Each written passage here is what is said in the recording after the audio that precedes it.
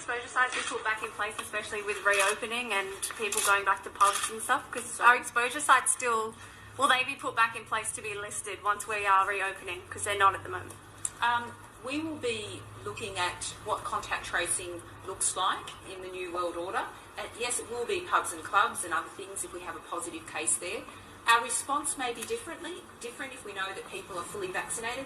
So we're working through a number of those issues, but we will have to reflect and learn. The flag on my wall, and a student complained about that, and he said it made him feel uncomfortable. Well, this is meant to make fascists feel uncomfortable, so if you feel uncomfortable, I don't really know what to tell you. I have 180 days to turn them into revolutionaries. How do you do that? How do you scare the out of them? There's a reason why Generation Z, these kids, are becoming further and further left. I probably as far left as you can go. I've had students show up for protests, community events, tabling, food distribution, all sorts of things. So and I do it for extra credit. So they get points for doing it. We have to convince people that this is what we actually need.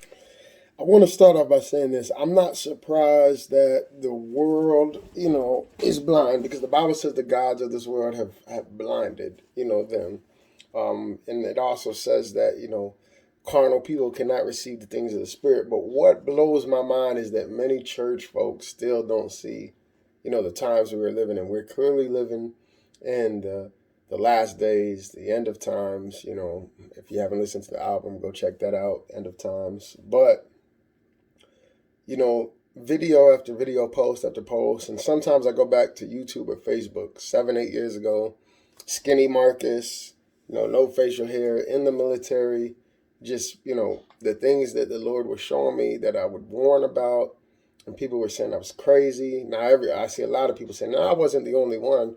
But literally everything, the video with this teacher, the thing that we just saw in Australia, I've been warning about this for years. Casual Christians are going to be casualties. That was the saying that God gave me. And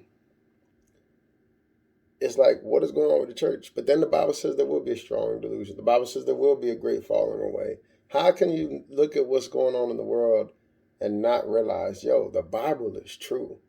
I need to get it together. I need to get serious about my prayer life. I need to get serious about Bible study. I need to get serious about my Christian walk. Now is not the time to play around. There's a war that's going on. The spirit of the Antichrist is running through the earth clear as day, building this end time stage. And I don't want to be one of the ones that fall away. I don't want to be one of the ones that be deceived because I'm being complacent. Wake up, wake up. That's the message. It's really not too much. If you can't see it by now, then I'm scared for you. I'm sad for you. But that's the message. Wake up. Get intentional about praying. Get intentional about falling on your face and seeking God and stay in His presence. That's the only way any of us are going to make it. Let me be blunt. My plan also takes on elected officials in states that are undermining you and these life-saving actions. Right now, local school officials are trying to keep children safe in a pandemic while their governor picks a fight with them and even threatens their salaries or their jobs. Talk about bullying in schools. If they'll not help, if these governors won't help us beat the pandemic, I'll use my power as president to get them out of the way.